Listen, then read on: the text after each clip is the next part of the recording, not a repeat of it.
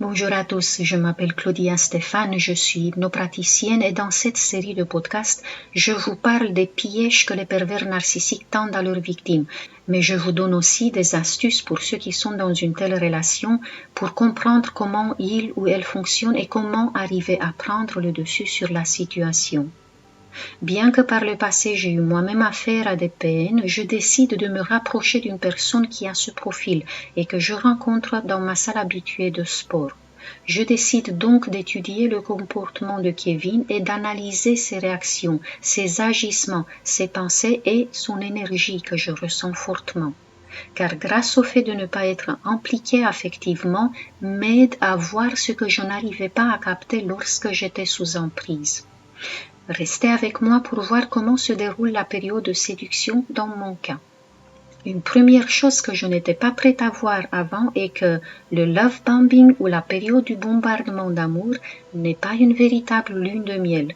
Il y a du chaud et il y a du froid aussi, certes à petite dose, mais ça peut déjà nous alerter. Je vous lance un défi de vous rappeler les petits épisodes de foi dans le début de votre relation avec un ou une perverse narcissique, celle qu'on ne veut pas regarder car on s'obstine à regarder seulement ce qui nous fascine. Comme j'avais raconté dans le podcast précédent, je vous mets le lien en barre d'infos, Kevin démarre en force notre pseudo-relation. Dès le lendemain, il calcule tout pour être en même temps que moi en salle. Il sait que je viens d'habitude tôt le matin et je le retrouve à la porte. Je suis surprise sachant qu'il n'est pas aussi matinal. Je m'attendais à avoir un peu de temps pour moi. Mais, comme si on était déjà en couple, il accapare toute mon attention. Personne n'existe autour de nous. Pas le temps de saluer ou de parler à quelqu'un d'autre. Il a envahi tout mon espace. Il veut qu'on fasse ensemble toute la séance et je l'arrête dans son aplomb. J'arrive à me débarrasser de lui pour au moins un quart d'heure de cardio.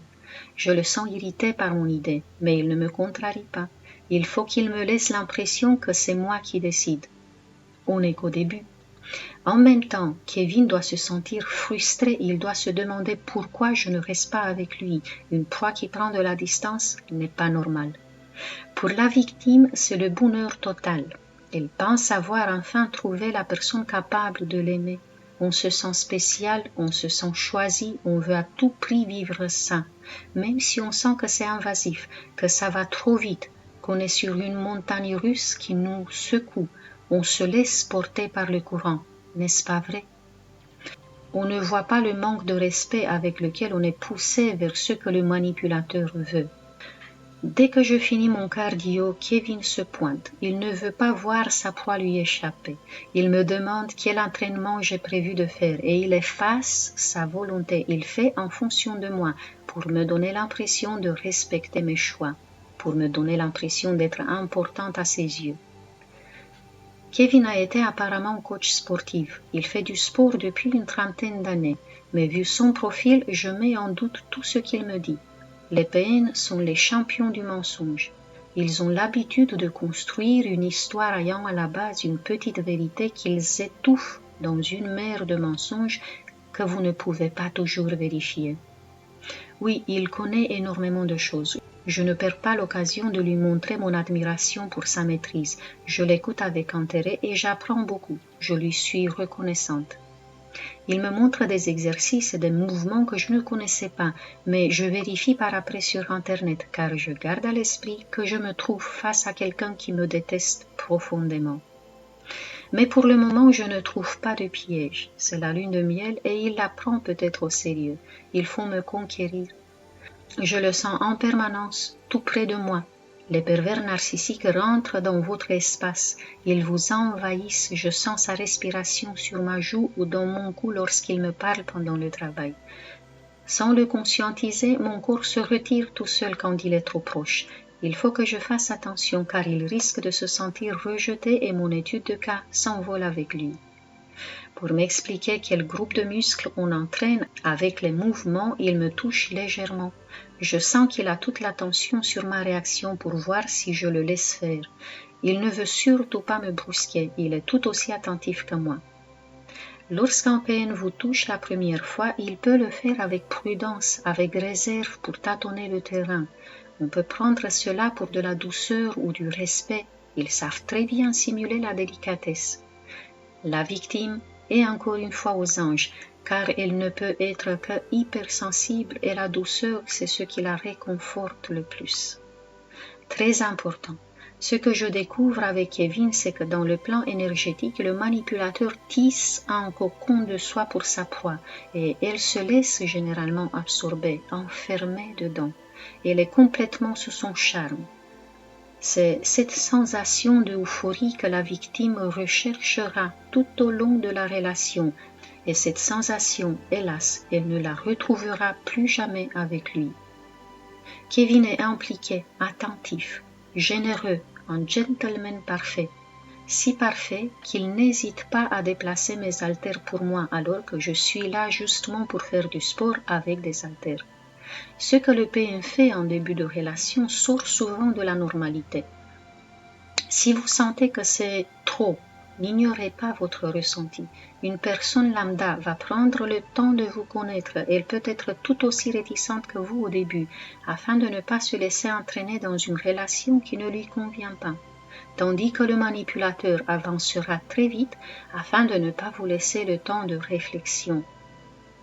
Pour que l'idylle soit parfaite, irrésistible, un PN cherchera les rêves de la victime et promettra de les accomplir, ce qui m'amène à vous conseiller de ne jamais dévoiler trop vite ce que vous aimez et ce que vous n'aimez pas, et surtout ce que vous souhaitez le plus obtenir dans la vie, car si vous êtes face à un manipulateur, il utilisera tout cela contre vous. Ce conseil est valable pour tous ceux qui ont déjà eu affaire à des manipulateurs et qui risquent d'en attirer d'autres. Kevin ne m'écoute pas, il n'est pas intéressé de ce que je dis, car je ne dévoile rien d'important sur moi, et il n'essaye même pas de cacher son indifférence. Il est toujours froid. Je trouve que c'est un faux pas pour lui. Mon ex-mari, par exemple, prenait le temps de m'écouter pour savoir extraire ce qui l'intéressait vraiment, alors que Kevin ne fait pas l'effort. Il doit croire que je suis déjà prise dans son filet. Il me promet beaucoup de choses aussi. Il me promet ce qu'il est sûr que ça fait rêver une femme.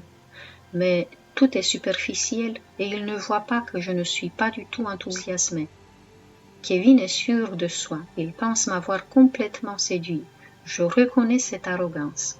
En toute innocence, il se peut que sans cet orgueil, ses pectoraux soient nettement moins volumineux. On continue l'entraînement. Kevin est toujours aussi proche de moi et avenant. Je le teste et je lui parle du coach de mon fils que je trouve formidable. Si vous voulez vous convaincre sur la nature d'une personne, parlez-lui avec admiration de quelqu'un d'autre. Plus cette personne est narcissique et plus sa réaction sera prompte. J'essaie de ne pas sourire. Kevin critique non seulement le super coach de mon fils, mais tous les autres coachs de la salle que je connais depuis quelques années et que je respecte. Lui, il les a balayés en 3 minutes en annulant tous leurs mérites et leurs efforts. Les pervers narcissiques ne supportent pas la concurrence. Ils doivent être les seuls dieux aux yeux de leur proie. Comme je disais plus tôt, si vous faites attention, vous allez pouvoir observer, même en début de relation avec un manipulateur, que ça lui arrive de dévoiler son vrai visage. Ça peut être déguisé pour vous faire croire à une blague, mais il le fait. Petit exemple, avant de commencer l'entraînement, Kevin m'avertit qu'il va me faire souffrir. Et j'ai très bien compris le message. Il ne parlait pas du sport, c'est toujours à prendre au sérieux leurs avertissements. Et vers la fin de l'entraînement, il ne me demande plus ce que je veux faire comme exercice, il le décide pour moi. Aussi, en me faisant choisir entre 2 appareils, il prend celui qui n'est pas mon favori. Je vous rappelle, car c'est primordial, si vous êtes dans une relation avec un PM, ne lui parlez jamais de ce que vous n'aimez pas, de ce qui vous fait peur, de ce qui vous fait souffrir, car c'est ce qu'il va utiliser pour vous faire du mal, dans le but de vous détruire. Ce n'est que notre première rencontre et Kevin le fait déjà avec moi, même si pour le moment c'est superficiel. Il faut savoir qu'à 20 ans, les pervers narcissiques prennent plus de temps pour séduire leurs victimes. En avançant en âge, ils n'ont plus le temps ni la patience. Je le remarque avec mon prédateur. La séance de sport fut très dure. Kevin a essayé de me faire abandonner. Après 2 heures de travail intensif, je l'ai senti sincère lorsqu'il a avoué être surpris par ma persévérance. Et au lieu de lui remercier, ce à quoi il s'attendait, je lui ai dit d'être moi aussi fier de moi. C'est un spectacle savoureux que d'observer un PN lorsqu'au lieu de l'admirer lui, vous vous admirez vous-même. Il prend le rendez-vous le lendemain pour une nouvelle session ensemble. Il est convaincu que toutes mes pensées sont habitées par lui maintenant, que je rêve uniquement de lui et de notre prochaine rencontre. Les PN déploient beaucoup d'énergie pour remplir chaque instant où il est avec vous. Ils accaparent toute votre attention. Ils filtrent presque l'air que vous absorbez. Ils vous laissent l'impression de respirer à travers eux. Kevin s'est assuré qu'il a mis en place ce phénomène et il a préparé le coup de grâce. Le lendemain, il n'est pas venu, ni après-demain et ni les jours d'après. Pour la victime d'un PN, la souffrance est atroce. Le sentiment peut être celui de ne plus pouvoir respirer. Pour moi, c'est la crainte d'un ghosting qui est très fréquent de nos jours, où la personne avec qui on croit être en couple disparaît en interrompant sans avertissement ni explication toute communication. Sans Kevin, mon étude de cas se termine beaucoup trop vite et je pense avoir encore beaucoup de choses à comprendre et à apprendre grâce à lui. Il a tout de même réussi à me faire espérer qu'il reviendra. Si vous êtes en couple avec un PN ou si vous avez un proche manipulateur, prenez en compte qu'une des manières de vous faire rester avec lui ou elle, c'est de vous faire peur que vous pouvez le ou la perdre. Une peur qui est associée à celle de l'amour. Et c'est ce qui vous fait non seulement rester avec, mais leur pardonner tout ce qu'ils font également. Vous me direz en commentaire quel est votre point faible qu'ils ont exploité le plus chez vous. Quant à moi, je vous donne rendez-vous la semaine prochaine. Prenez bien soin de vous.